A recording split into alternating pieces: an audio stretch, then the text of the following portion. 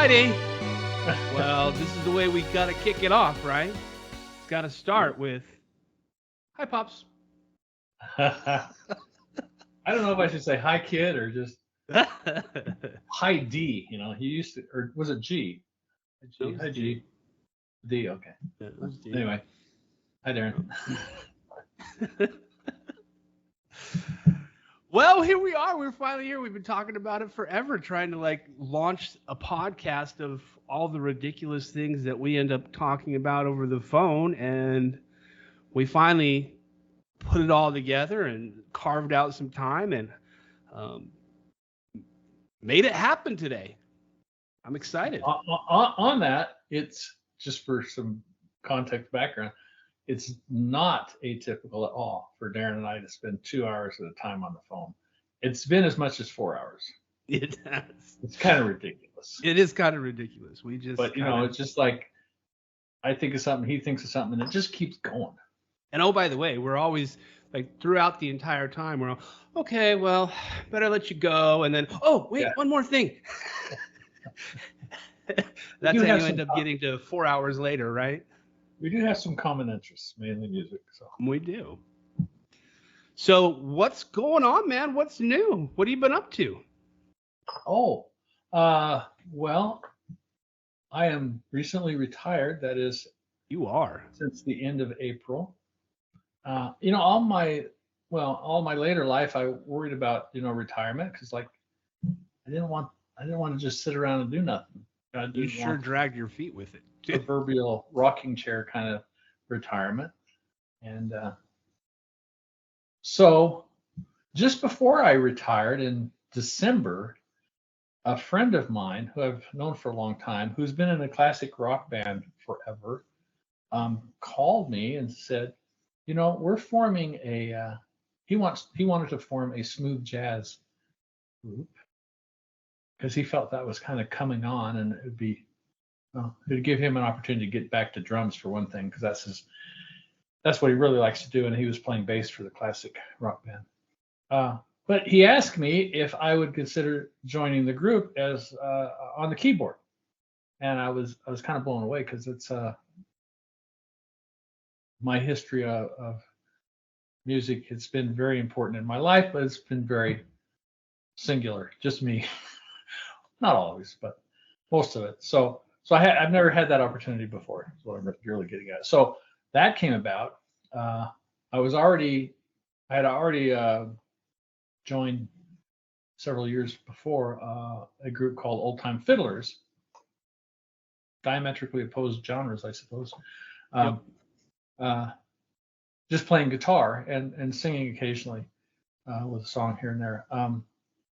So I did have that. But the smooth jazz group threatened to occupy my entire day in spite of having work to do until I retired. So when I retired, I'm, if not full-time, close to it, just keeping up with things with that and the Old Time Fiddlers. So so that's new to me in general. What's new last week or so is something else, I guess. Yeah. Let's back up real quick to the retirement side. How long were you gainfully employed, so to speak, with that job? It was how long? Yeah, you can't really say job, and weirdly you can't even say company, because I started working at the Idaho National Engineering Laboratory. In fact, it was called the Idaho National Engineering Laboratory when I started. It's now just called the Idaho National Lab. Anyway, when I started, that was 1978, I believe. So it was close to 45 years that I was employed at the lab. But because it's a national lab run by the Department of Energy, the contractors who run the lab change. Yep. So even though I worked at the same job, the company would change. Yep. I'd go back to the same desk, do the same job, but I'd be Westinghouse, Exxon, I remember that. So on. So it's kind of weird to most people to think of it that way. But yeah, and I started. I don't know how deep you want to go, but I'll just No, make it quick. I do want to hear one story, but I'll let you finish before. I'll give a brief. Through when your mom and I moved to Idaho Falls, she had a job teaching, and that's why we moved here. And I didn't really have a job. I started driving a truck for a soda pop company in town, bottling company called that distributed RC Cola, and that wasn't the job I wanted, and I was looking for better work, and I realized from living in this community from others that better work could be had at the National Lab. And so, maybe once a week I'd go into the employment office. Hey, anything, Yep. and it, I don't know how long, but less than a year, I got a call that said, yeah, we have some openings for some temporary work. It'd be about 3 months, and normally, that might be, well, gee, I hate to quit my job, but no, I was like, you got me, I'm ready, because I didn't want to turn that opportunity. And the temporary job was at being what they call in the yard pool, doing just menial things. In this case, they were kind of cleaning up the facility of radioactive contamination and stuff, which sounds terrible to some people, but it's just something you, especially back then, you just tolerated and dealt with. Yeah, absolutely. Anyway, at the end of that 3 months, fortunately, the boss came and said, hey, we have these openings for you people in the yard pool. Your term is up, but if you want to see if you can qualify for these jobs, here they are. And there was being a painter, being a pipe fitter, a carpenter, so on. They mentioned one in what they call the analytical lab, and I didn't know exactly what it was, but it sounded scientific and interesting, more interesting than the other jobs to me. Yep. So I was all over that, and it turns out that the analytical lab there was a facility within the facility that did analytical chemistry to support the plant operations. And there was sometimes up to 70 people in that lab doing that kind of work around the clock, because the plant ran around the clock. And what they would do is they would recover uranium from spent nuclear fuel. Anyway, they had to run tests continually to keep the plant running optimally. Anyway, I'm getting into too much detail. So that was like, I was just all over that because I was extremely interested in the sciences, and it gave me an opportunity to not only do that kind of work, but to have a employee assisted education. Now you were working nights when you first took that position. Yeah, it was called the. I got this right. It was rotating shifts. Yeah, so I'd be working graveyards for a week. What would that be? Midnight to 8, and then days 8 to 5, and then what they call swing shift, 5 to midnight, and that would rotate. And I would have to ride the bus out to the INL, which was about 55 miles west of town. And no, I remember those days. I remember, the days when Dad was working the late shift, and it was he came home very early in the morning, and it was let's let Dad sleep because he worked all night type of thing. Yeah. I have to ask you about a little bit of family folklore, though. Okay. Here's the family folklore. Maybe you can set the record straight here. Mom used to love to kind of tell this story, and it was kind of in the early days when you were working for the lab, and how you kind of described it as menial little things, right? Is that inaccurate? I don't remember what her term for it was, but essentially what kind of catapulted you to the career that you ultimately had at the lab was they had a PC, they had a computer, and there at night there was very few people there, and Dad started playing around with it and wrote a little bit of code and figured a few things out. And rather than disciplining you, they said, well, let's just send you to school. Yeah. How's Well, that, Lord?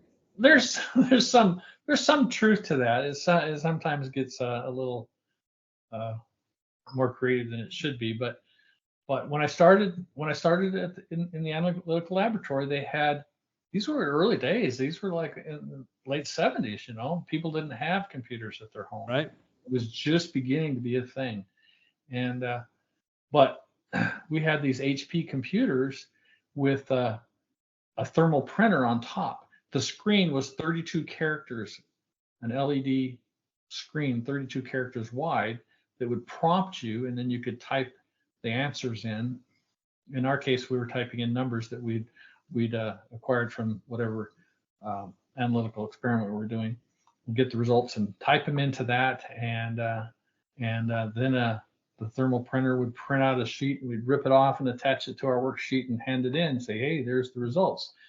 But obviously behind the scenes, somewhere in the guts of that computer, was a program that did the calculations and so on. In fact, depending on which analysis you were running, whether it was a fluoride or an acid or there's lots of different kinds of experiments. They had this little metal box you could open up and pull out a cassette tape and put it in the computer to load the program. Yeah. And this was all very new to me. I had no experience with computers, but I was totally fascinated from day one. And, Oh, wait, let me ask you. So it was your job to kind of interact with that. with that HP desktop unit, Yeah. which were very expensive. I don't remember the price. They're not even sure I can remember the model, but there were big units. Yep. This much on top was the thermal printer, and this thing down here, they were separated. You could just buy this part if you want, or you could buy the thermal printer and spend a lot more money. Anyway, where was I going with that? They were expensive, and that was how you did the work, and that was a little bit new to the lab. I just happened to come in fairly recent after they acquired these things. They used to use other sort of weird calculators to get the results. Yep. But this was a lot more self-contained. It asks you questions, you answer it, prints something off, and you do it. So yeah, we were supposed to use those for that. Later, they decided to upgrade things once again and get a mini. I think you're right, mini computer. Yeah. In our case, it was a Data General. You may have heard of DEC. DEC used to be big in mini computers. Mm-hmm. These were mini computers that would sort of fill the gap between the big IBMs that were too expensive for smaller departments. They were more of a large company thing. But there was mini computers, and you could have a central computer to do the operations computing for your department. Well, it was a big effort. I wasn't involved in it to create the programs to do that on the mini computer, and then you'd have a dumb terminal in the 2 or 3 or 4 in the lab there where you could do the same thing, enter your calculations. You'd have a printer disconnected from the terminal somewhere, same idea, grab the sheet of paper, attach it, and there's your results. So there was an upgrade done. Now that's where it gets interesting, because where the lore comes from. Because you'd be in front of that dumb terminal and it would ask you for a login. The little HP didn't have a login because it didn't care. Yeah. But the terminal, you had an account that you would log into with a password, and occasionally there was something would happen because of a glitch in the programming or the system somehow, that when you entered your password, this was kind of rare, but it would happen, that it would bail out into a command line.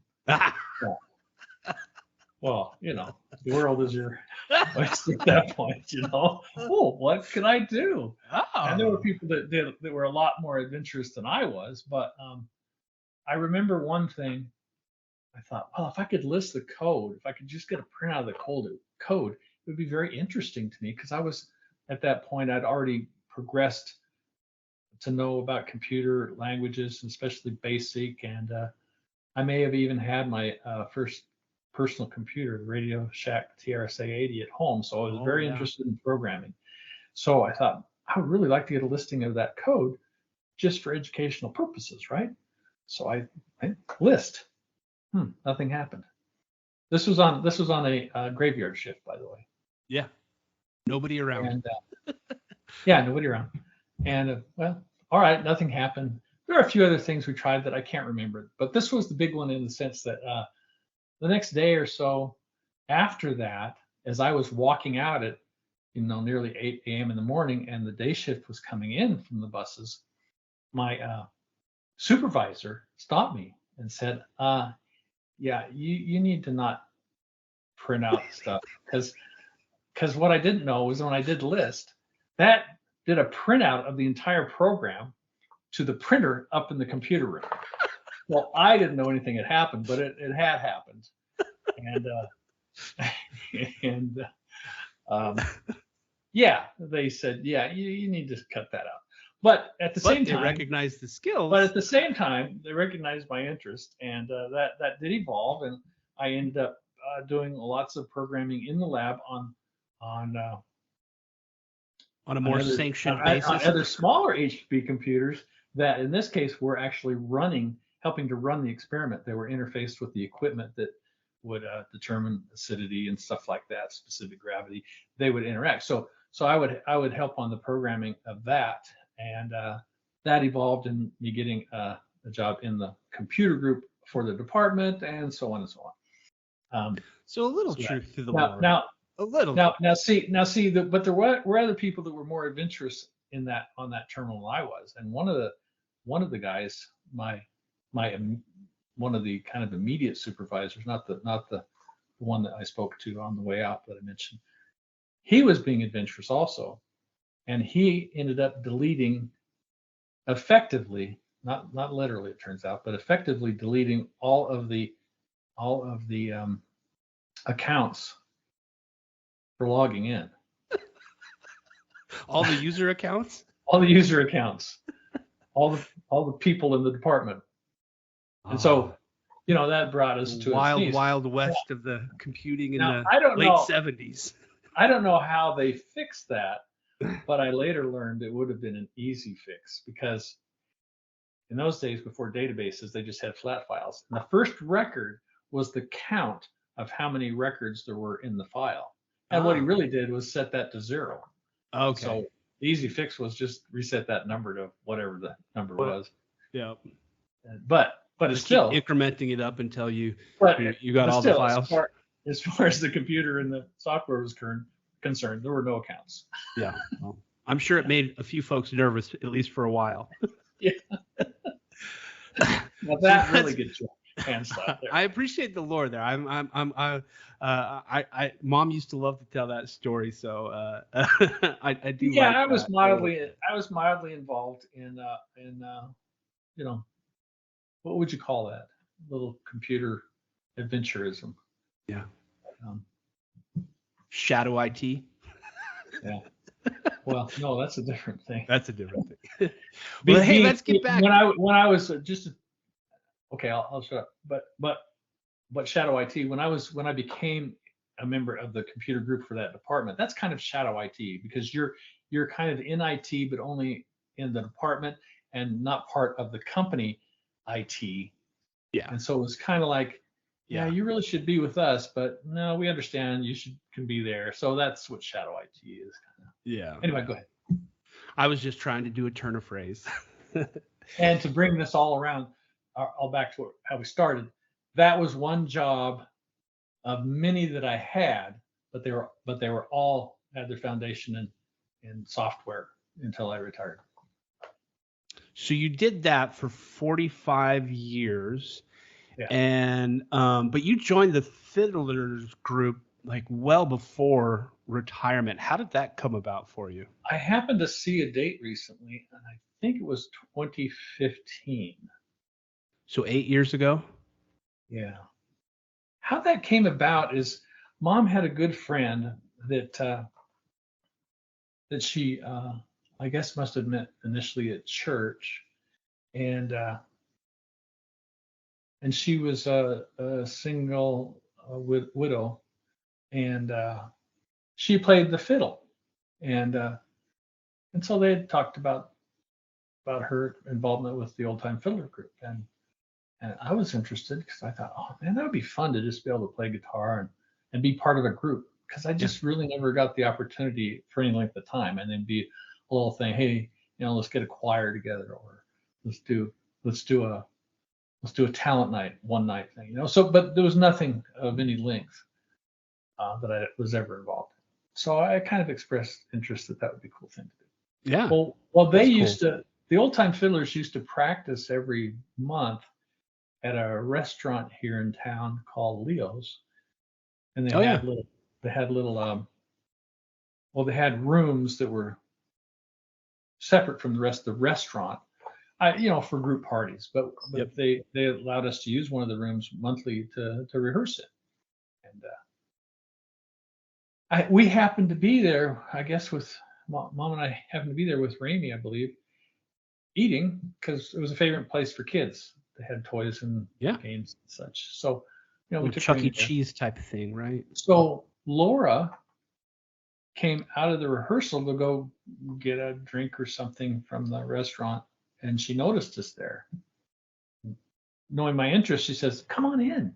I said, "Oh, sure, I guess." So I just went into the room, and I was just amazed. They had a big circle with people with their fiddles and guitars and mandolins and banjos, and You crashed the party. this is well, no. I'm just I kidding. was, believe me, I'm I just was kidding. just such a rookie. I was just anyway. Somebody said, somebody that had a banjo also had a guitar. It says, "Here, use my guitar and play along." And I'm going, "Wow, this is cool." And it was fun to follow. I knew enough to be able to watch what chords people were playing, so I could follow along, and it was Yeah. just fun. Yeah. That was it. I joined, and And what kind of music do they mainly play? They play like kind of old time, kind of country and western type of pieces. old time country, like Hank Williams, all right, Hank Williams, Yeah. The senior. Merle Haggard maybe, and There was a um, Merle Haggard. I heard a Merle Haggard piece when I last and saw you guys. okay, yeah, but I mean, and bluegrass. Yeah, bluegrass. I took an interest in a guy named Mac Wiseman, and my first number was one that he did. It's probably somebody that not many people have heard of, but he would make you can see him on YouTube. He would make the rounds on early TV country shows singing ballads, and one of them he did was Love Letters in the Sand. Oh yeah. I think I could do that one, so I pretty much copied the way he did it, and that was my first number for Old Time Fiddler. So the way it works in the rehearsals and performance, Teresa, who's the leader and plays the fiddle, would pick a number to do whatever she wanted, and she'd go to the next person. They'd have to pick a number around the circle, and so when it came to me, But generally, when she calls on you to pick a number, that person also sings the number, right? not necessarily, but generally. Generally. Yeah. I mean, it's not. There's no rule. I could, and I've done it before. I said, let's do Kansas City Kitty, and I don't do the number, but I just like it. Yep. And so they do it, and oftentimes the bass player, big old bass fiddle, won't sing a number, but so he'll just call one out that he would like done. But you actually sang Love Letters, though, right? Oh yeah, but in my case, I generally don't defer to some other song. I pick one that I know, and the first one I knew was Love Letters in the Sand, and so it was my turn. I go up and sing on the mic, and yeah, that was a little terrifying at first. Yeah, I was gonna say that's kind of a new kind of performance for you at that time, anyway, right? Yeah. Hadn't done that a lot, at least. And I will tell you that I have had a natural fear of performing since day one of my music career when I was a Yeah. teenager, and it really hadn't improved all that much. So, and the other thing is I am a terrible memorizer of lyrics because I all my life have pretty much ignored lyrics, just interested in the music side half of Right. the song. And so memorizing lyrics took forever. And when I was performing, I would sometimes forget.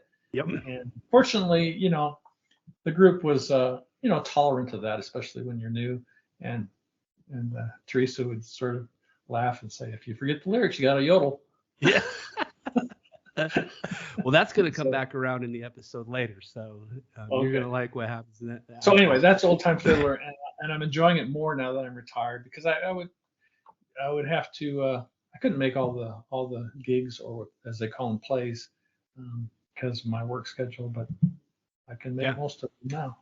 So the smooth jazz band that you ended up joining was also something very new for you, kind of like the singing in the fiddlers group and doing the fiddlers group, in the sense that you had to, play piano solos, and a lot of times they were very complicated solos. I've seen you guys play. They seem very complicated to me, at least. So how did that experience go? It definitely upped the game and the stress. Old Time Fiddlers is I don't want to say easy, but more comfortable, even though it does require for me, because it just doesn't necessarily come all that natural. When there's a play like there was yesterday, I get out the guitar and go through the songs so that I get the lyrics in my head again. I'm not sure which one I'm going to choose, so I just go through them all. Um, you know, and but I'm more comfortable now in the fiddlers, and it's. I mean, technically it's not that hard, especially I'm just playing chords and singing. I mean, big deal, right? Well, it's kind of a big deal to me anyway because I get stressed. But it isn't that big a deal. But the jazz band, yeah, I'm doing things in there that I didn't know I could do. Yeah. And I mean, that's kind of another topic, but I find myself, for one thing, they would pick songs. I don't like, yeah, I have two choices. I can just make something up, but I don't improvise. I've been a sight reader all my life, and I've just gone that road. Some people sight read, some people play without it. Yep. And some people sight read and evolve and eventually memorize so they don't need it. Others just never need it in the first place. I've always kind of relied on it. There's a little bit of a memorization, but it's more of I need the sheet music to trigger it, not reading it note for note, but it's there. Kind of as a reminder, right? I don't play without it. So that said, when they pick a new song, I have to go find the song on YouTube, listen to it painstakingly. It takes hours, and transcribe what I want to play. Yep. And for me, that means transcribing means notating it in notation software, printing it out, and putting the page in front of me on the keyboard. And some of these things are, I don't know, this one's probably not the most difficult, but some of these things are, there's a lot to them. Yeah. And straighten up and fly right. Yeah. I mean, there's others that are more serious, but even this one, may not look bad, but that tempo there is 160. That's cooking. Playing at that speed, I just didn't think I could do it. I mean, and this is one I've done recently, and so, but inevitably the same thing happens. You think, no, this is not going to happen. I can't do this. Yep. But you know what they teach you? You play it at a slow tempo. Yep. You work your way up gradually. Oh, now I can do it. Yeah. I'm still practicing to make sure I can do it and working on the rough spots. But most of the time, I find that I can do it, even though it seems impossible at first. There are a few times where I take one little bar or something and say, you know what? I don't want to spend my life figuring that one out. I'll just write something a little simpler. A little simpler. It doesn't have to be, you know, Right. not jarring. You know, I realize that the audience is not going to care. So you don't want to you don't want to spend too much time trying to cover things perfectly. But for the most part, I find that I can do it. It's like, I don't know, there's a lesson in there somewhere. Yeah. Yeah. Yeah, absolutely. Kind of like the So yeah, it's more fixed and difficult. growth mindset type of thing. It's more difficult. It takes a lot of time. We're still working on new songs, so we just need a handful more, and then I think things will settle down, and I won't need to spend so much time transcribing and learning anew. It'll be more like just keeping up the skills. Yep, keeping maintained. But you did recently get asked to learn a new song, right? Didn't you recently get asked to learn "Mary Had a Little Lamb" by Stevie Ray Vaughan? Yes. Yeah. And not that only was kind of, that, but you were asked to write a solo. yes. And that was kind of fun. So are we entering into the music territory full-fledged here now, Darren? Absolutely.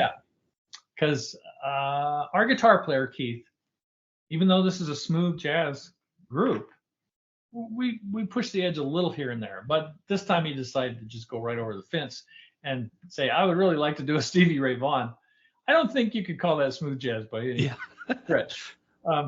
And to those familiar with him, it says Darren said Mary Had a Little Lamb, and which is a popular one of his. And it's kind of a short number. Well, he's done extended versions, but kind of a short number. And Keith said, and I want you, Dave, to do a solo also within it. So I didn't turn down the challenge, but it took me a while to think how I don't improvise. So I need to come up with something that I can notate and put in front of me. Yep. That will kind of stick to the spirit of the song and so on and so on. Well, I don't know if you want me to go here now, but I think I was laying in bed thinking about it, and I thought, how do you do this? I can't remember how far my thoughts got there, but at some point I realized that you can use, if we were in the key of E, I could use the E minor pentatonic as the basis of my solo.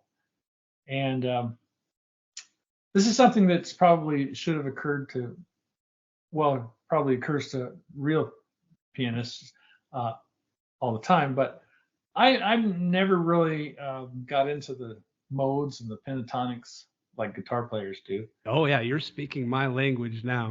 And so it didn't come second nature to me. But when I realized it, I thought, okay, I'll start trying to play around with that. And oh my, it just opened it up. It says, oh, okay, yeah. Once you have that framework, you can do it. Yep. But if you don't have that, don't stumble upon it. It's like, this just doesn't sound right. It's just there's certain notes. There's certain notes you can't play and expect it to sound good. The pentatonic scale says these are your notes. Don't vary. You can play with it a little bit, but basically these are your notes. Yep. And when you told me kind of your process for that, I was absolutely just tickled because this, like I said, it speaks my language. As a guitar player, the style of guitar playing that I kind of grew up trying to learn was the pentatonic scale, and for the purposes of developing an improvisation skill, so Stevie Ray Vaughan, and he certainly was a huge influence in me trying to figure out the pentatonic scale and how to apply all that. So I would rely on you. I remember growing up, like talking to you about, so help me understand this, because your theory is by far better than mine. It's not even close. That's when it comes to modes. But even still, like, I would always try to like kind of pick your brain, try to put pieces together. So when you came to me and said, hey, told me about you were using the pentatonic scale to create this solo, I was just like, what? This is awesome. There's overlap there. It was so cool because like I felt like that if you're starting to play around with it, then maybe you can help me fill in some of those holes that I need from a theory perspective because I don't have your background when it comes to theory. You know, you I don't know where you picked that up. Well, let me ask you this. So, when did you actually start playing music for the first time? How did that happen for you? Well, it was forced upon me. It was forced Um, similar to me. my brother and I guess eventually my sister were signed up for piano lessons and told that we will go. And so weekly we would go over to this person's house whose name is Benita Higley, who happens to live in Idaho Falls now, even though this was in Arroyo Grande, California, but that's another story. Um, and take the lessons. And this lasted for 2 years. I didn't like it, but I did it because us kids obeyed our parents. Always, um, right? um, but eventually, that my So when did mom, this? I guess my mom mostly decided, okay, enough.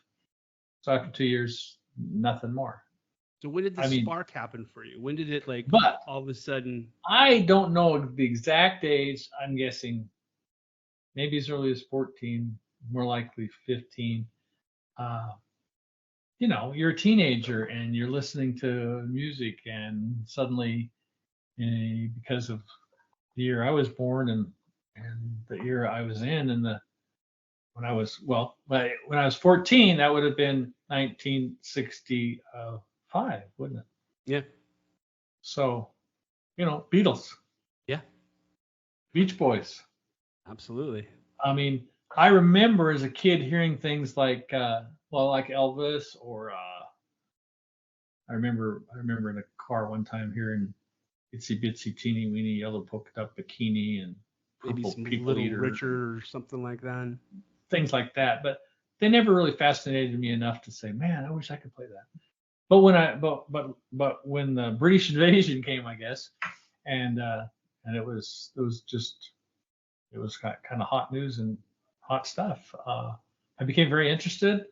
My music background, even though I didn't care for it much, gave me some tools to work with, and I eventually talked my mom into letting me get a guitar. Got to remember that I guess you'd call it the generation gap back then. Parents were not thrilled with British invasion, with the Beatles, Rock and roll. rock and roll. This was, they they had some things to say about it, and didn't tolerate it very well. Yep. I mean, I'm sure there were some parents that were okay, but there were some parents that were just, yeah, really bad. My parents were kind of like, yeah, okay. My dad didn't like it a lot. He was very upset when he realized that mom had allowed me to buy a Get a guitar. guitar. Yeah, he was literally upset. Yep. And I mean, but in his defense, he exposed me to a lot of music, uh, not rock and roll, but but mostly opera and show tunes. I remember him playing things on his Oh, big tape deck, like from Carousel and Oklahoma, and all the Roger and I didn't Hammerstein know he stuff. was a show tune guy. And yeah, so it was always in the background. He loved that kind of music, and old things like, can't remember their names, but old singers. Uh, I can't remember. But so I was exposed to a lot of old fashioned music, I guess. But that, I'm glad I was. It's It helped you out exposure when to you music. Exposure to music in almost any genre is useful, for sure. and then you can kind of pick your own way after that. But anyway, so my mom got me a guitar. I was very enthused with it. I was back at the piano, which we had one in our home still, and so both those, guitar and piano, I was very interested in. And as far as theory goes, learning chords on the guitar was a big deal. And you got to remember, in the '60s, we didn't have the internet. We didn't have Yeah. Google. So it wasn't easy to find out how to play things unless you had money to go purchase books or things like that. Yeah. And I didn't have any. And I also didn't have very many friends that knew much about it. They were learning along with me, because Yeah. there was a lot of people then playing that. And also I should mention that also in that era, uh, uh, folk groups like Peter Paul and Mary and Oh yeah. um, if you want to Crosby, mention it. Stills, and Nash. Well, no, they're more of the rock, but the folk Oh. groups like them and there's others. You know what I mean? They were Simon kind of and big. Garfunkel. Does They that count? were no, they were Oh. part of the new era. Um, but the real folk groups, Peter Paul and Mary, and I don't know. Why can't I think of that group? They Bill always had Baez. the striped shirts and Oh, anyway, the Letterman.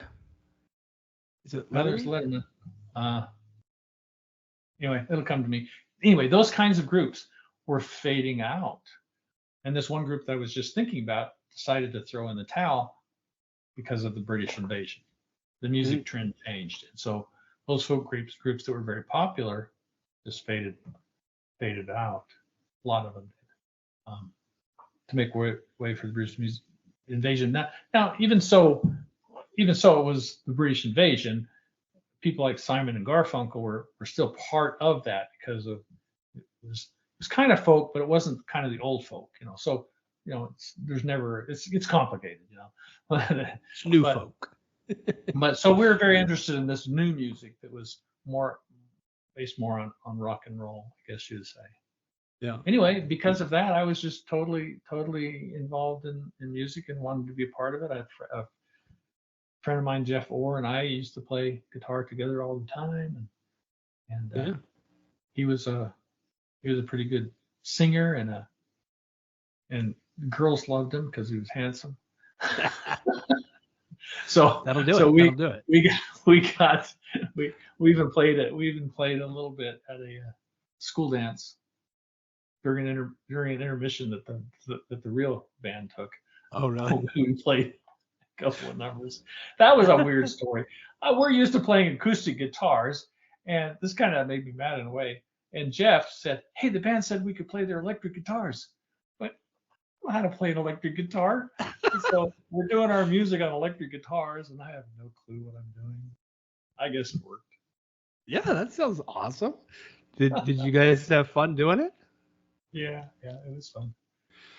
So you guys started when you were 14 with a guitar?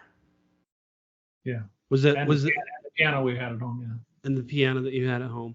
But then you kind of got the bulk of your theory education in college, right? Yeah, I was. I don't remember how I came about what I did in high school, but I must have got my hand on some sort of literature. And when I went to college, I didn't know what I wanted to do, so I wanted to be a music major. And unlike some people there, I wanted to learn theory. A lot of people were more interested in performing, which is good for them because, like I said, I didn't really want any part of performing, and that's one of the things that turned me off about a music degree in college was no matter what your focus is, you have to do performing. You have to do a performance, yeah. That's part of it. 100%. And I didn't have money to support a private piano lesson in college, so one of the professors there would kind of give me lessons in his office, not full-fledged lessons, but he would put me under his wing a little bit and help me out, and actually gave me a couple of music books which I still have. Edward McDowell, which is a classical composer of more of the European classical, but he was American, so he doesn't get a lot of attention because he's not really in the realm of the American composers like trying to think, Copland or others. Yeah. He was more of a European style, but he was definitely a good, a lot of fun. Probably people. If anybody, I'll throw this in. If anybody's heard of anything of his, there's one called "To a Wild Rose." a simple piece, but it's classical. Anyway, go ahead. Okay. So how did you do 2 years at college with Just the one, music program? just one at Oh, Rick's College at in Rexburg. Rick's College? Right, Yeah. that's right. Rick's College at Rexburg. Then later I started at BYU, and I just dropped out. It was just too overwhelming for me. Yeah. I- yeah. Well, you must. I mean, in a year, I mean, I'm sure that your musical theory, evolved over the years since college. But I mean, it's really amazing to me that you were able to pick up as much as you have in just a year of pretty much formal theory education at college. That's impressive. I suppose I'm not sure how impressive it is, though. I mean, I know people would ask me over the years, so how many years of piano lessons did you have? I'd say 2, and they'd be more impressed. But you know, I was beyond the formal lessons. I was self-taught and continued at it for years. I mean, you probably remember me playing piano at home All the obnoxiously time. over the years, all the time, because Not it was obnoxious. not It only was something awesome. I was interested in, but it was an escape, and it Yeah.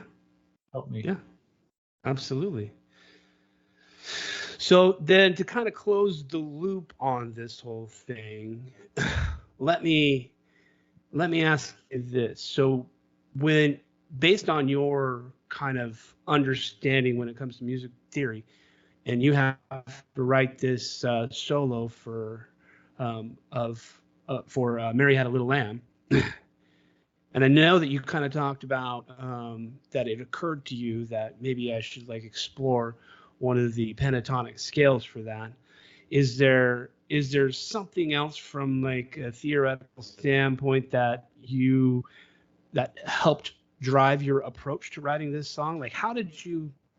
I mean, I know that you know the pentatonic scale, but there had to be more than that you more music theory than that you applied to kind of come up with what you came up with, because it's pretty awesome.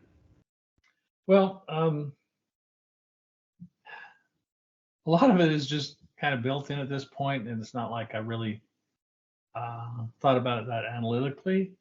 I Yeah. do remember starting with kind of the same thing that Stevie Ray did on his guitar. At one point, he just did something. I'll do it in organ here, but I think he did that to start off something. And I Yeah. thought, well, I'll just do the same and then see where it takes me. And then, of Yeah. course, I didn't copy his guitar lick after that, but it just kind of evolved. And I'm not sure I can explain how. I would just use what I know, about when the chords would change, about what I should be playing. I I pretty much worked out what I like to hear in my right hand, and I should also say it's evolved. I mean, almost every time I went back and looked at it, I would change something and add to it, Yeah. or revise. Um, but then I thought, I'm not good at this, but I wanted to add some left hand in there too. So you'll see jazz pianists that'll be playing and they'll just kind of you know jab a chord here and there. So Yeah. that's a lot of times what I was doing, just to. So I can't really explicitly say, well, I did this because of this theoretical knowledge. I just There was no. you kind of know where to go. It's just the interesting part is I didn't know where to go to get started until I realized, or I probably read, and after Googling something, that the E minor pentatonic, how that worked. I thought, light bulb. Oh, Yeah. okay. I can get started now, It was just something that was missing from my theory. And so when I latched onto it, then I was ready to go. Well, I don't know if that makes me feel a little better or not that there was no wild, months of musical or years of musical theory understanding allowed you to do that, and there's I hope mean, for me in my there's ability. things But there's things I know. I mean, the Stevie Ray Vaughan he's playing blues, and so yeah, an E chord. Let's see. I'll go back to a guitar sound. An E chord is that, right? yep. Well, that's not blues. An E7, a little closer. If you do a augmented ninth, I guess it would be.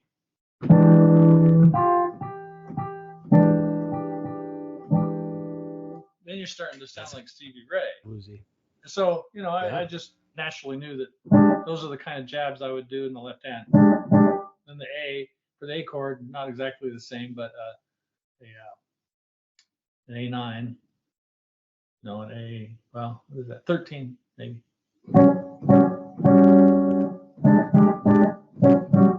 So how much of it is experience and musical theory background, and how much of it is just relying on your ear, right? Like listening to what works and what doesn't work, and trial and error, kind of figuring it out, and how much of it is based on. How do you separate that out? I mean, Because for me, it's all ear. One sure. builds upon the other. You recognize something by your ear, and you says, "Oh yeah, that makes sense for what I know here." And yeah. But a lot of the things that I end up, a lot of times when I'm transcribing and listening, it'll occur to me, "Oh, I know what that is because I've heard it before, and I know from theory what it is." I'm not nearly as good at that as a lot of people are, for sure, but but it just sort of builds, and pretty soon you hear something, and then when you finally realize what it is, the next time you hear it, oh, I know what that is. Yeah. See, I think the difference is that, mine is like 100% by ear. I mean, I shouldn't say 100%. I know a little bit about, chord construction and some modes and scales and things like that. But when I'm actually writing something, like oftentimes I'll pick a chord and I won't even be able to tell you what chord it is. It's just like that piece in Red River Blues that had that kind of like little red bone feel to it that I wrote. Like, I have no idea what chord that is. I just found something that sounded good together. That's interesting to me because I couldn't. I mean, that's just totally bonkers to me. I could never do that, even if I found a chord that I just liked but didn't know what it is. I'd be figuring out what it is. I would have to know because that's just my side. I need to know the theory and what's going on there. But I do appreciate musicians who do that. It's like, that's cool. So what was your first? When did you get started? Were you was it guitar first of all? No, it was piano. It was piano lessons from Mrs. Higley, the same one that you were forced to take piano lessons from. We were, as kids, were all thrown into those forced piano lessons, right? Right. And I hate them. Yeah, you have to experience the same thing we do. Exactly. What comes around goes around, right? But then I remember I really wanted to play the saxophone. And in fifth grade, that's right. In fifth grade, they had a music program, and I wasn't able to take band until you got to sixth grade. I think I could have it backwards, but it doesn't matter. Whatever grade it was, I really wanted to get into the music program, and I specifically wanted to play the saxophone. But the year before, I couldn't get into the band, but I could take violin. So I took a year of violin to kind of get my. Yeah, I hated the violin too. I absolutely hated it. And so I did a year of violin, only just to kind of help me get into the group the next year. And then the next year, we went and got a saxophone from the school district rental program or whatever it was. You could rent it for the school year, and you took band. And so I did that, and I did that all through junior high. And then I think in high school, all of my friends were really big into guitar at the time.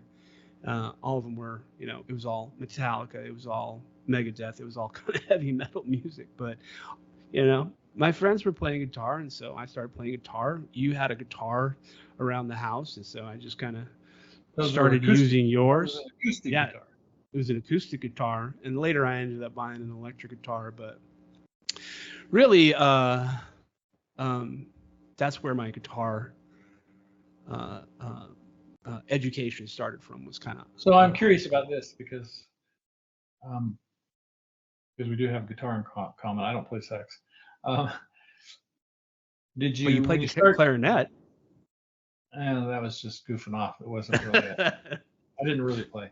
Um, so when you started playing guitar, were you just playing some chords, or were you just going after the licks from day one? Probably chords. You would show me some things. You had some Oh, chord books, and you would show me some chord shapes. But then I would learn things from my friends, and so it would be like, I remember Nirvana was really popular in high school, and so, Guitar World magazine, which all my friends had, would have tablature in there, and I was like, oh, great, tablature. I mean, I could read music because of saxophone, but not as it applied to the guitar. I had no idea what what the notes of the fretboard were at the time, and it didn't matter to me because I had tablature. It was just a number and a string. So yeah. yeah, I would start learning that, and then they would show me some things, learning some Metallica songs or whatever it was. And but my musical taste kind of evolved because I wasn't really huge into heavy metal. All my friends were, but then I discovered classic rock. I discovered like Led Zeppelin and the Doors, and I I I I was in that rabbit hole for years with the guitar. So When did you get into Clapton? after the classic rock phase, I got heavily into the blues. I was into Clapton, from the Cream standpoint, but um, because Cream was an awesome band, but I didn't know everything kind of about the blues of the ages. I wasn't a huge Rolling Stones fan, but I loved the Beatles. Um, so the Beatles were huge for me from that classic rock. The Doors were huge. Led Zeppelin was obviously huge. But after that, it kind of evolved into discovering kind of where the British invasion music was came from, and it, it was it came from American blues, right? It came from Muddy Yeah. Waters. It came from John Lee Hooker, and I was like, oh my gosh, all this came from here, and so that took me down a whole different rabbit hole. Had to go find all those original blues artists, and blues has really been kind of a huge impact ever since. And Clapton has, I mean, I don't think it's any surprise that Clapton has a huge influence. Was greatly influenced by those blues musicians, and he does kind of tribute albums that he's released over the years, like From the Cradle, which it was just him covering all of these old bands like Stormy Monday and like things like that. And when I heard Clapton play it, it had a completely different feel to it that I think resonated more than some of the originals in some cases. But I think that's really where it came from.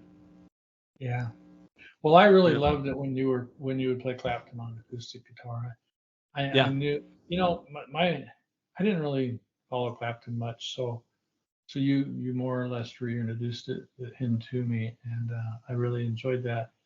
Um, my music experience took me through the Beatles. When the Beatles disbanded, that's about the same time I started kind of losing interest in pop music, and and because of going to college and other things, I was getting interested in classical stuff, and I used to love to just read the the symphony score as they played it.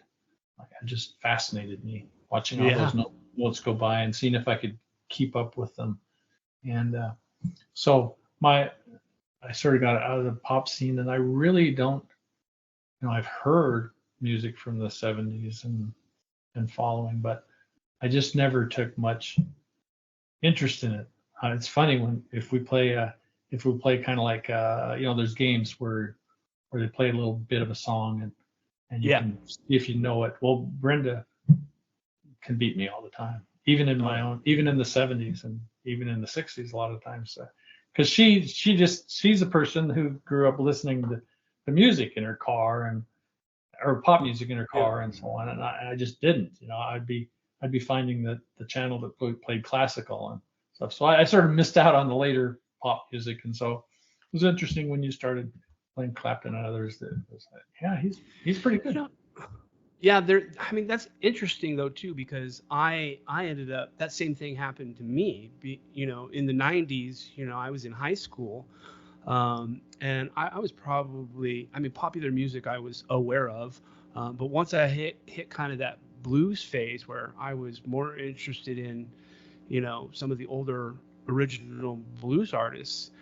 Uh, I kind of started diverging away from that pop music. So there's a whole section probably starting in the late '90s, 2000s that I, I mean, I know the songs because they were on the radio, they were played a lot, but I couldn't tell you who did it. And, it was never really a huge influence on me at that time just because I wasn't into it. Right. So, yeah, it's kind of strange. But you are right. I completely forgot. In the '90s, Clapton released that Unplugged album. So he had the unplugged version of Layla. He had that Tears in Heaven song, Sign. There was, I mean, I bought that tablature book and I kind of devoured that book as a I could guitar listen. I could listen to you play Tears in Heaven and Sign all day long. I just loved it. Yeah, yeah. It was that's probably that would be a big influence for Clapton for me too. But it went further than that too because he did have those albums like From the Cradle. He did tribute albums to, I forget the name of that guy. He did an album with BB King, JJ Cale, right? Like all those guys I loved. So loved as songwriters, loved as musicians, and so yeah. Well, cool. See, that's what I'm really excited about is that like I mean, we've always had like a lot of overlap like when it comes to music, things in common, but the jazz band and some of the new things that you're doing there, it feels like there's even the overlap has kind of gotten larger, so to speak, which I Yeah, think is just neat to see, especially to see you having as much fun as you are in your retirement years and doing things that are new and interesting. I just think that's awesome. it's fun. Yeah. So when is your next show coming up? Well, unless something else comes along, the next thing on the horizon is I think it's no, December 8th. Anyway, first part of December. Adrian, who's what I guess would be the leader of our jazz group, the one I mentioned before that is now who invited me in is playing drums. His company that he's working for is having a Christmas party, and he just asked, "Hey, you want us to play for it?" And the company boss said, "Sure." It kind of blew Adrian away, like, "Don't you want to hear an audition tape or something?" Nah, you'll be fine. so so it's not only cool to just do it, but it's paid gig. Yeah. Yeah, So because you guys have all that equipment you have to haul back and forth. that'll be our first paid gig, except for the tips that we got when we played at the river, which is it'll be more than the $4 we had in tips. Yeah. I should say that. It's progressing. It's starting. But hey, like Adrian also had like a classic rock band, didn't he? That he was Yeah, trying to rope you into. Whatever happened with yeah. that? Well, technically he still does have the band. It's called Ruckus, and they used to play a lot in town. And they after he'd asked me to play in the smooth jazz group, about a month, maybe 2 months later, he called me. He says, for our group Ruckus, which plays like I think they call it top 40 classic rock. So whatever was in the top 40 is eligible, I guess. Anyway, he called me and said that they had just lost their keyboardist because he had to do something else. He wanted to know if I'd take the job. I said, well, gulp, kind of overwhelmed with the jazz group, but okay. And but as it turns out, the lead singer, which is he's an awesome singer, but he also has another band that he sings with, and they have a lot of work. So we've only had one rehearsal, and we just rehearse, several songs, not all of them that they know, and that kind of went okay. But he has Jeff, the singer I just mentioned, is just so busy with his other band that we really haven't been able to do much yet. And I say yet because the news is that the band that Jeff has been with and is consuming his time is possibly disbanding at the end of the year. So I don't know if that means he'll be available for us now and that'll ramp up, but we'll see. It's kind of a good thing to give me time to get the jazz band's stuff I need done before I attempt something else. When I say done, I mean get to the point where I'm just rehearsing what I know instead of learning 30 songs from scratch. So if that happens, then I'll be learning another 30 song from scratch with the classic rock band. And this goes back to the other thing. A lot of these songs I have literally only recognized a little bit or not even at all on the lists, and they're the top 40 at some point, Yeah. And I just dropped out of the pop world scene and was into other things during a lot of these periods, and yeah. So I'm going down the list they gave me, and I would say, if they're a Beatles song, I recognize it. Yeah. My stuff, but anything past that is like I probably don't recognize the song. Almost never recognize the song title, rather. The band, maybe. So fortunately, there's YouTube, and I can go listen, and I'll say, yeah, oh yeah, I think I've heard that before, but none of it's really familiar. I'm not, so it's kind of a funny position to be in. Well, you're going to be it sounds like you're starting to be a very well sought after musician. You're going to be potentially in 3 bands here pretty soon. I listened to us play I listened to the YouTube video of us playing. It may have been the video that you shot where we played Song for My Father. One of my favorites. I thought, and I was a little apprehensive listening to it. I thought, oh man, this is going to be bad. But it wasn't that bad. No, I mean, there were a few problems, but not that the normal person would notice. Oh. Average listener, I should say. There's a wow factor to that song. Like it is a good song. For what you're doing on the piano. There's a definite wow factor. Like people are gonna listen to it and be like, "Wow, the piano player's good." Kind of scared me because when we first came up with the set list, it's like number 1, and it's the singer. It's not a song. I mean, there's no words to it, so the singer has nothing to do. It's pretty much all me. The first song of the first song. Yeah. You're up. Oh wow. Well, I guess get this over with anyway. Don't have to worry about it after this. No, it was awesome. Well, guess what time it is now, Pops? Yeah, it's we may have to make this a 2-part, part 1 and a part 2. But yeah, let's go ahead. It's time for Stump Pops. Let's this see is if the part of the show where we. So like the whole point of this show is I'm always been amazed throughout my life how much weird knowledge facts that you have in your brain, like that it's still there. Like you don't seem to forget anything. It's just locked away in a vault. So this is my opportunity to try to see if we can, stump Pops and break the vault. There's lots I don't know, but yeah, it's fun. So this is the way it's gonna work. Better get caffeinated here. Yeah, you better get some caffeine in you. So this is the way it's gonna work. I have 4 categories for you.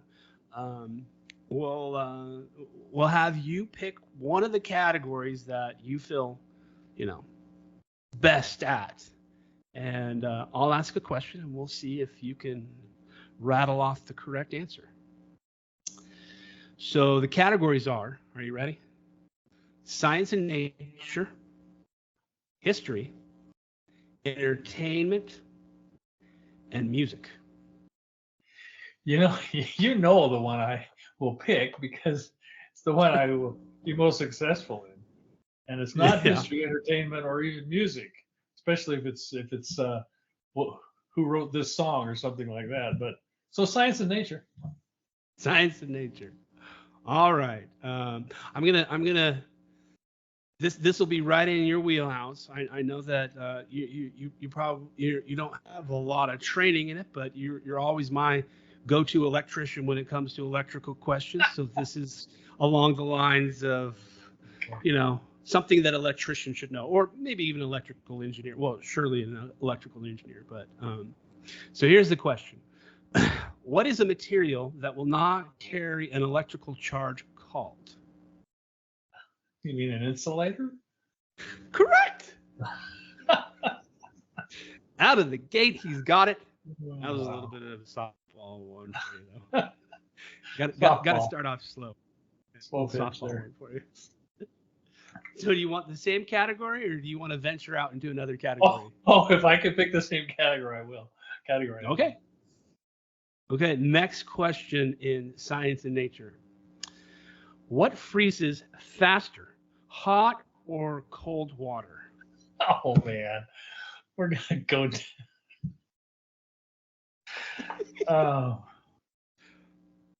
Cold water. We stump No, pops. this is, yeah, I've seen these kind of things on YouTube before. Yeah, hot water, but I can't remember the deal on that one, but It's supposedly called I can't even pronounce the word. It starts with an M and then it has a P. So Mpemba effect, something like that. Mpemba effect. I had no idea on this one either, by the way. So I we were will both I will stumped. I will contest that one until I read more about it. I've heard it's supposed to, but I've always thought of it as being um, if not a myth, under certain conditions or something. Sort Yeah. of thing. Well, I mean, it surprised me because I even remember one of Newton's laws from my physics class. That law of heating and cooling, which doesn't seem like that would apply. But I'm no physicist, so I don't know. Do you want the same category? There's one Keep more going. in this category. Keep going. If this is Jeopardy, we'll go down right to the end. All right. What does DNA stand for? Ooh, nice question.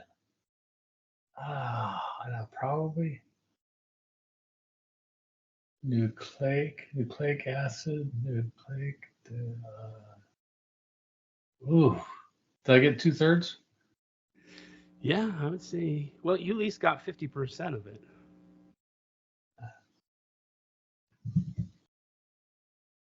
I can't remember.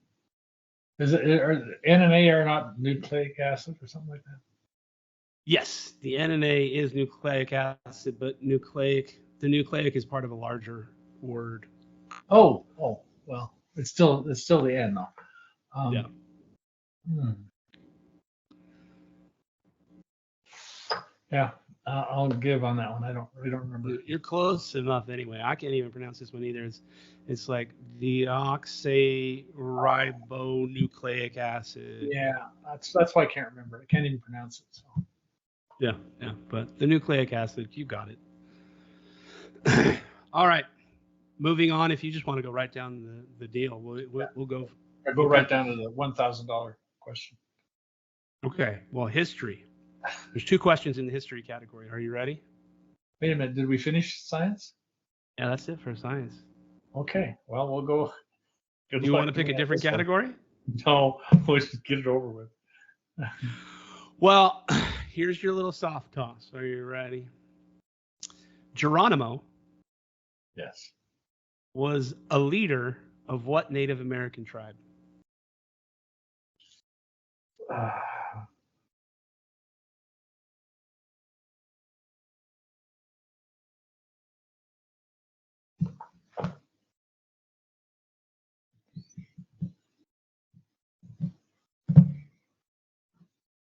I don't know.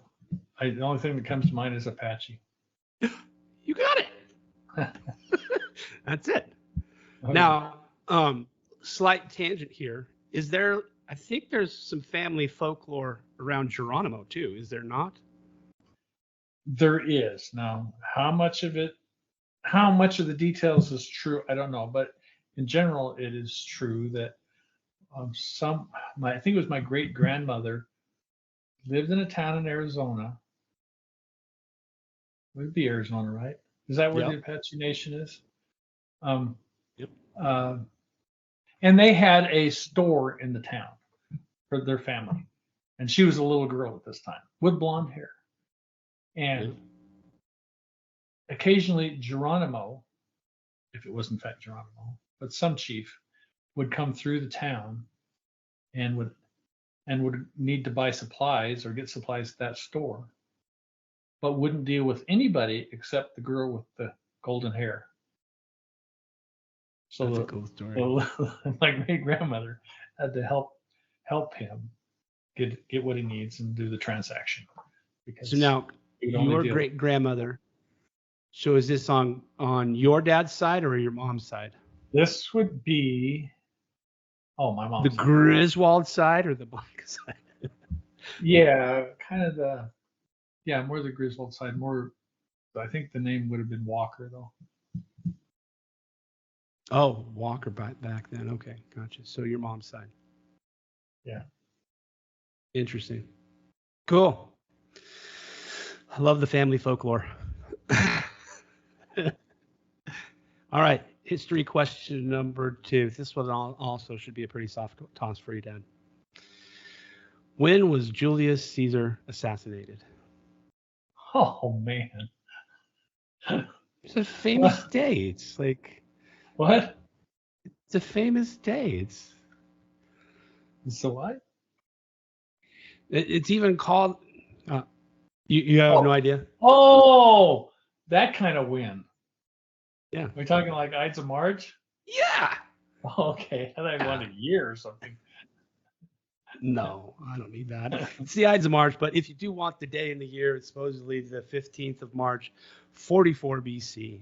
Okay. All right, let's skip ahead because I want to ask these 2 music questions because I think they're fun. Okay. So this is music category. Which iconic singer-songwriter was born Robert Allen Zimmerman in 1941? Man, I'm so bad. I know who it is. Just Bob Dylan. Yeah, nailed it. And then this one was another one that I found from the music category that I thought was really cool. I had no idea that this was the case. Which song by the Beach Boys, one of your favorites, right? Yeah. Included the use of an electro-theremin? Oh. Yeah, I don't know the answer to this. That is interesting. I don't know. It's good vibrations, and I had no idea that there was a theremin in that. Yeah, I didn't either. That never even registered with me. All right. So now it's time for What's New, Pops. This is where we kind of go through some current events. In this case, I have a couple of videos that I wanted you to take a look at and get a blind reaction from you. So the first one is there was a recent episode of The Voice, which I'm sure you follow very regularly. And there's this 16-year-old girl that performed on The Voice, and she did an amazing job. And I want to show it to you and get a blind reaction for you. So you have the link? Okay, I'm playing it. Yeah. Now. You have to wait for the ads, I'm sure. Fortunately, I Get don't all the have ads out. I don't have Okay, ads. cool.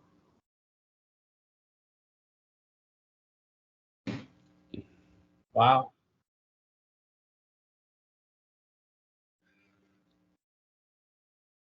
I love her supporters. Yeah.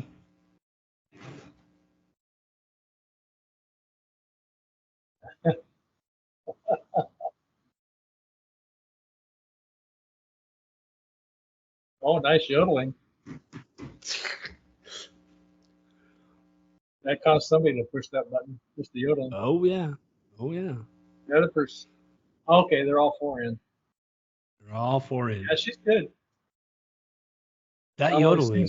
only sings well, but she's quite the entertainer. You gotta listen to the whole thing though, because the yodeling just absolutely blew my mind. Like, I don't even know this song. Like, I don't even know if No, it's a I've never cover. heard of this song before. Yeah, Good song. the song's a cool song. Yeah, I Here like she this. goes.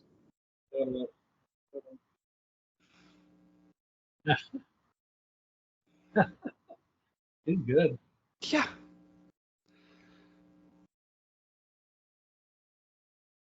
Very good. As good as anyone I've heard. yeah. It was. It popped up on my feed a day or two ago, and I've Okay. watched it I, a few times. okay. I stopped it, but yeah, wow. I do not listen to The Voice. I know. Maybe I should. Uh, and it wasn't what I expected. But I have always, if there's one genre that is like no thanks all my life, it's been country. I will listen to classical. I will listen to opera. I will listen to avant-garde. Uh, the country, no thanks. But that's Yeah. changed since I've been with the fiddlers because yes, it's simple three-chord music often, but but it's still entertaining, Yeah. because people are just darn good at it. Yeah. I mean, I just surprised that it took me so long to realize that. She was amazing. And there's singers like that in country music that are just amazing. And there's guitarists in country music they'll blow you away. Oh yeah. Ted Atkins, obviously, Yeah. and Glenn Campbell. I was surprised in my later Yeah. years to realize I thought he was just you know just a silly guy on TV Yep. that made silly songs. But oh my gosh, he could play. And of Yep. course, we all know about the wrecking crew these days that he was a part of. Yep. Just amazing that the talent that's out there is truly. I mean, it'll make you humble and some make you want to give up sometimes. Yeah. I'll tell this story briefly. One of my jazz piano heroes is Oscar Peterson, who Yep. passed away a few years ago, and he learned a lot of his style from Art Tatum. But just an incredible pianist, just like Art Tatum was. When Oscar Peterson was younger and like in high school, you know, he had abilities and he wasn't afraid to use them to wow everybody at high school. Yep. And then his dad said, "Hey, listen to this," and put on a record of Art Tatum, and that put Oscar Peterson in a slump. He decided to give up piano. Like, you know, what's the point? I could never be that good. It's like What a shame that would have been. it's just like, and it took months, and then finally he just decided to give it a try anyway. And if there's anybody, I mean, in my mind, I'm sure there's other people have other opinions, but in my mind, if there's anyone that was as good or as close to good as Art Tatum, it's Oscar Peterson. I would agree. Yeah, I could listen to him. He and a lot of other people that I've just never had the opportunity to see live, and they keep dying before I have the chance. It's just like I sure wish I could have seen live, but Yeah. fortunately, there's YouTube these days. Fortunately, and you there's a lot of Oscar Peterson on YouTube, and Yeah. it's really impressive to watch. That guy was incredible. Yeah. It'll discourage you if you're not careful. Speaking of discouraging you, if you happen, I know you're not a drummer, but I know there's a lot of drummers that are very discouraged by the next clip that I brought for you to blind react to, because it's pretty wild. You don't have to listen to the whole video, but it won't take long for you to get a sense of Okay. this guy's virtuosity. I'll start it right now. Okay.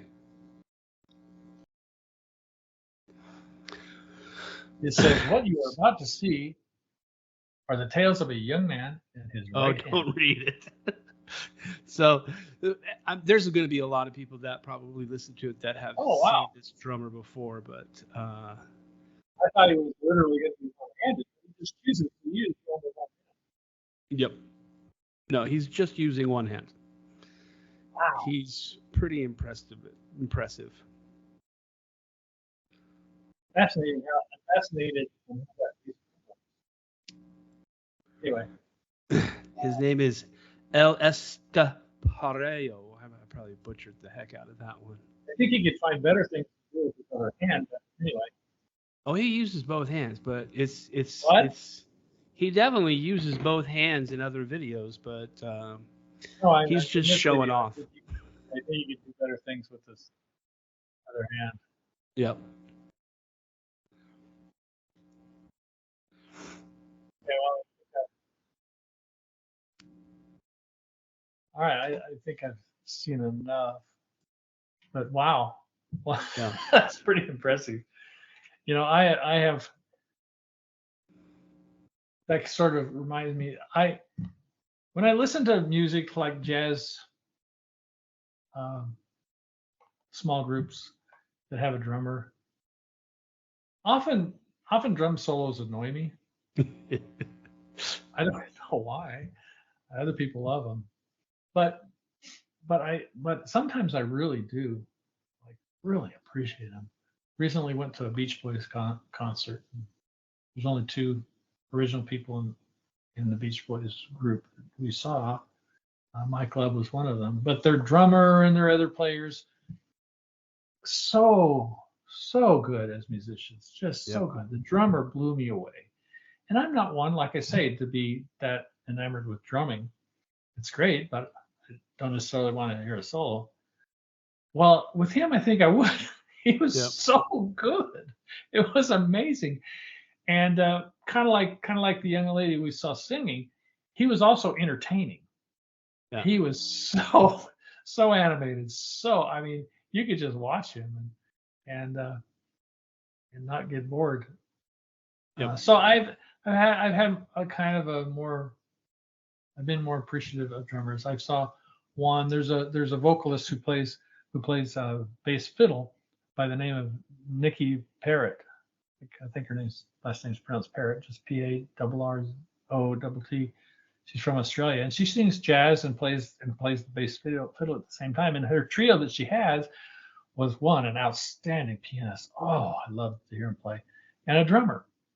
This drummer, to see him, I mean, he's grandpa. I mean, not like the guy I just saw that was some sort of rocker drummer. He's like, you can tell he didn't look extreme. He just looked like grandpa that you'd see at McDonald's or something. Yep. But man, was he good. Holy cow. He was just so good. And I'm not saying getting crazy on the drums, just good. I don't know how else to, just on, Yep. But one song she did, there was a drum solo, and he just rocked it. But at one time, and you almost couldn't tell in the YouTube. I had to go back and look. But one time he was playing and hit it, and the drumstick in his right hand fell out of his hand. Yeah. So he just kept playing with one hand, bent down, picked it up, and carried on. It's like, oh man. And he kind of made fun of it because he put his elbow on the drum. Yeah, it still works. Or something like that. It's like, this guy is so good. And and this guy, a lot like the guy I just saw.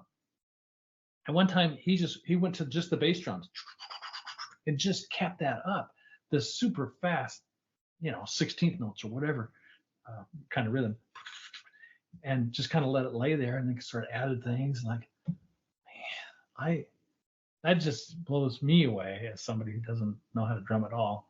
How do you get all four appendages going like that? It's just like, how? I don't know. Yeah. Well, and I think maybe it's the same for you too. I don't know much about playing the drums. In fact, I quite often struggle with very simple rhythms, very oftentimes. And I remember somebody was describing to me about some things that good drummers do, and they described it as polyrhythms. And I'd never even heard of what a polyrhythm was, and I still don't really know what a polyrhythm is today.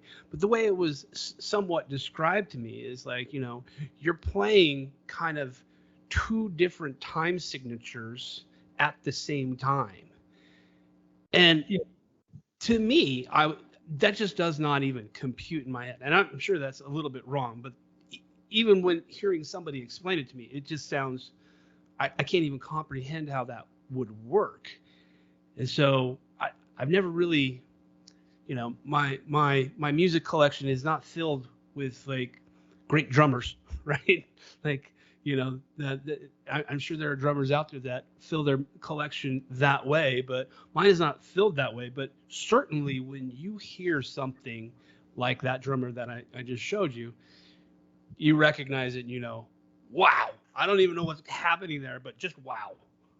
Yeah, well, yeah, crazy time signatures are that the professional drummers have to deal with are mind-boggling to me. Yeah. And if you want to hear discussion on polyrhythms, there's a few episodes done by Adam Neely. I don't know if you've heard of him. He's a bass player and has a YouTube channel, and he demonstrates. He's amazing. He demonstrates a lot of the polyrhythms. I mean, physically, Oh wow. How? I don't even know how you do that. Yeah. Just crazy weird rhythms. Yeah. I mean, we think of something like Take 5, which is 5/4. That's a piece of cake. Yeah. That's a piece of cake. But other rhythms that actually it's fascinating because it comes naturally. I saw something. I don't know if it was what channel, but somebody presented a Ukrainian singing group, and they just naturally have some weird rhythm like 11/4 or something. It's just like, and but the true polyrhythm, one of my first exposures to it, probably wasn't the first, but was playing Debussy First Arabesque. Oh. I mean, he does triplets over 2/8 notes all the time. I'm not sure how you say that properly, but and it was a little bit disarming to figure out how do you play these things at first, but you kind of get used to it. It's kind of weird to be able to play two notes at the same time you're playing three out with the other hand. Yeah. But you get used to that, and really that isn't that hard compared to other stuff that you would see on Adam Neely's channel, for example. Yeah. A few of the episodes that he did. Yeah, it can be mind-boggling, and fortunately we don't have to deal with it very often. Yeah. But rock groups do it. There's another guy, can't think of his name, but he has several episodes about rock groups that are using weird change. The Beatles would do weird change of time signatures. I mean, I think it was, I don't know if John Lennon did it intentionally, but in like at least one of his songs, he'd be in 4/4 and he'd get to the end and only do 3 beats and then continue. And you can try it both ways, and it kind of feels better with just a measure of 3/4 and then go back to 4/4. But that part makes more sense to me because it seems much more linear. Yeah, but I mean it's part of it. It's something that's not normal. Yeah. But it's not exactly rare either. And this one YouTuber was going through a lot of rock groups that are a lot weirder than what I just explained about John Lennon. Yeah. I mean, they have some, I mean, truly the kind of like the heavy metal rock groups, and you think, man, how do those guys? I don't know that they really. I just wonder if they really know what they're doing, or if it's just a feel. We're gonna do this, you know. Have you ever heard of that kid? His name is Jacob Collier or whatever. Yeah. So he does a lot of the harmony type stuff where he's just layering but he also can give a master class on rhythm. It's way over everything he does is over my head. He's a genius. Yeah, 100%. I'm like, but yeah, I mean, rhythm has always been something that's slightly foreign, which may sound weird because I'm a musician, but I struggle with I've been struggling with rhythm for a very long time. So yeah, I kind of came to terms with it a little bit, and I thought, yeah, okay. But now that I'm with the jazz group, I think I still have a ways to go. I'm still trying to figure it out a lot of the times. And that's when it shows, though, when you're playing with other people, or if you decide to set up a metronome that day, and you're like, wow, what am I even playing? Yeah. Like, at least in my case. I really tried to, from watching other people, their advice about how to learn things is like, you just have to, some things are hard. You just have to do them. Yep. Like I was telling you before privately that, I decided I need to start verbally counting as I play. Yep. And I really, really, really, really didn't want to do that because I can't. At least that's what I would say. Because it's hard. It's hard. But like a lot of things, it's hard because you haven't learned to do it yet. So true. That's so when I started doing it, started being able to, and it's still not totally comfortable, but the point is, if you do it because then you get better at your timing.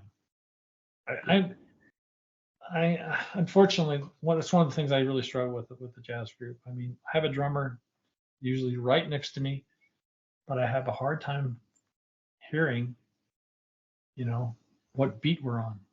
Yep. Me too. Sometimes it just sounds like, and I don't hear a, which would help. Yep. And so a lot of the times what really helps is the bass player. Especially if they have a walking bass or something. Yeah. And it's like, oh, okay. But that doesn't often happen. Yep. I feel you there. I absolutely do. It's and the other struggle I have is I practice at home with a YouTube video that I'm trying to cover. I think, okay, I got it. Then you go to practice. Hey, the other guys don't sound like that. So it's like a whole new environment. Yep. Where are the cues I'm used to? Well, they're not there because they play it differently. They're not copying it precisely, and they shouldn't have to. But so I learn it one way. I got to learn it another way for practice, or at least get used to it. Yep. No, I had years ago. I got it in my head that I wanted to. I was going to learn this Eric Clapton piece called "Key to the Highway," and I was going to learn it really good with all of the solo work that Eric Clapton does. And so, I practiced at home. I practiced with the music, even went as far as to like create like a MIDI track that really just was essentially a backing track that I could play. That didn't have any of the rest of the band. Didn't have Clapton to rely on, and I would practice that at home and was feeling pretty confident. I thought, okay, I think I can do this. And they had an open mic night one night, and so I packed up my guitar and showed up, and they said, hey, do you want to play? And I was like, yeah, absolutely. And so I got up there, and you have the drummer, you have the bassist, and another guitar player, and they were like, okay, well, what do you want to play? And I was like, well, I'm going to play Key to the Highway. And they're like, well, we don't know that song. And I was like, yeah, I know you don't know that song, but it's really just a simple 1-4-5 blues piece, right? Like just a 12-bar blues. So I didn't think there would be any issues there. There were issues. The rest of the band didn't have issues. But there were issues. But there were issues. I figured out really quickly that playing at home against a MIDI track, against a backing track, is not the same as playing with a group, and it was a pretty big lesson for me. And what was the difference? What did it come down to? I couldn't find between the bass player and the difference I think is I made the MIDI track. I made the backing track. So I knew exactly what I was listening for. I knew exactly what to expect. These are live musicians that have never played this song before, but they understand like what a 12-bar blues is, and all the cues were different for me, right? Like it just didn't. I didn't know exact. I got lost in the rhythm. Like they were marching ahead and they were doing fine. They play together every night, so I imagine they're used to it. But I got lost. It was not the same. And you were playing what? So Eric Clapton's song. I know. I mean, what instrument were you playing? Electric guitar. Okay. No. So I mean, did you hear chord changes and stuff like that, or? No. I couldn't really hear the chord changes, and I think that's the difference is that I didn't learn the solo to the beat, right? Like for me, it becomes trying to fit it into like a frame, and if I practice that enough in a laboratory environment, so to speak, I can do it, but I can't do it out in the wild unless I know exactly what notes go across each beat, right? I didn't learn it that way. I just learned it by trying to mimic. So and that really gets at the soul of I guess playing live is you just have to feel it, and that's kind of the downside of sight reading a little bit. It's better if you can just listen, feel it, play accordingly. Yep. That sounds silly. Yeah, of course you should play that way, but it's not necessarily easy, especially if you come from just playing at home. Yeah. Yep. I mean, if you don't have any practice playing with a group, playing live, right, like in that scenario, it's really hard to duplicate that environment. I guess is what it comes down to. You can do the MIDI track, you can get a backing track, you can get a metronome, but until you have that experience and are able to get comfortable. And those things are good, metronome and the backing track. Those things are good, but they just don't get you all the way. It's true. Yeah, it's very true. At least been my experience. All right. Well, it's been fun. Well, bye, Pops. Maybe we'll do it again. Maybe we'll do it again sometime. Bye, Pops.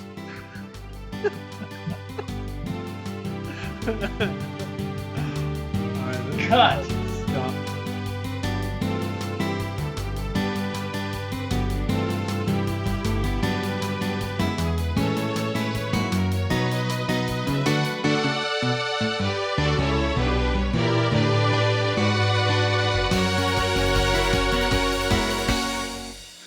Yeah. So now we come to the last segment. You might want to save these for another episode because we're gonna be doing a 3-hour thing here if we keep going. Should we I want to save these. Cut this last part and save it for another episode of High Pops? Yeah, I think so because well, this is going to be at least a 2-parter anyway. I think unless you want a 2-hour plus podcast. Well, we started probably a half an hour late, so it is coming up on a couple hours. Well, according to Teams, we're at 2 hours and 22 minutes. Yeah, but we started the recording 30 minutes into the Teams deal. Just FYI. I follow you now. Okay. But it's not a big deal. I think you're right. We should We're cut getting it. close to 2 hours. So Yeah. Yeah. Yeah. We should cut it. So how do we end the High Pops podcast? How do we wrap this up, Dad? well, let's do this. I'm going to share the podcast music. Okay. Then we can have our listeners, who will be, probably hundreds or thousands, tell us if they like it or not for Perfect. Okay, so let me share my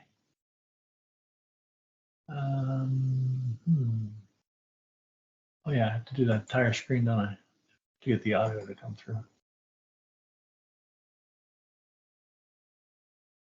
Okay, I should be sharing my screen pretty soon if you don't see it yet. I do see it. I see my ugly mug. Okay, here we go. Give it a listen and vote yay or nay.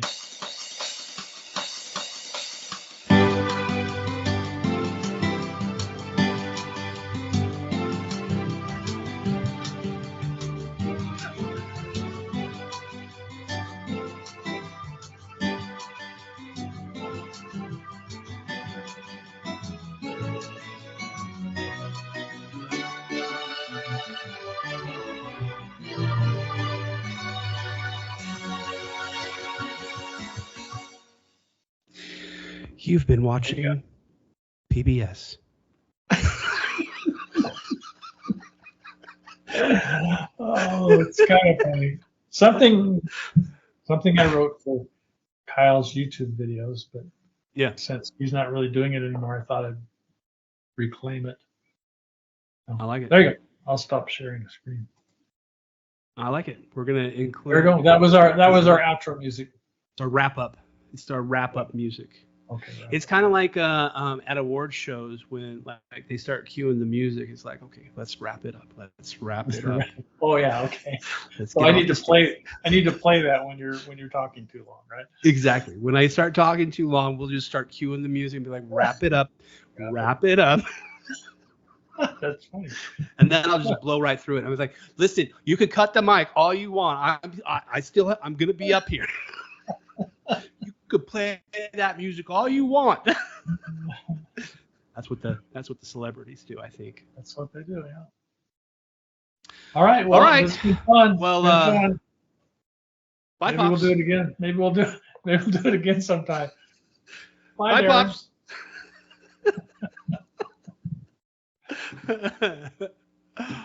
All right, let me see if I can stop this recording. There it goes.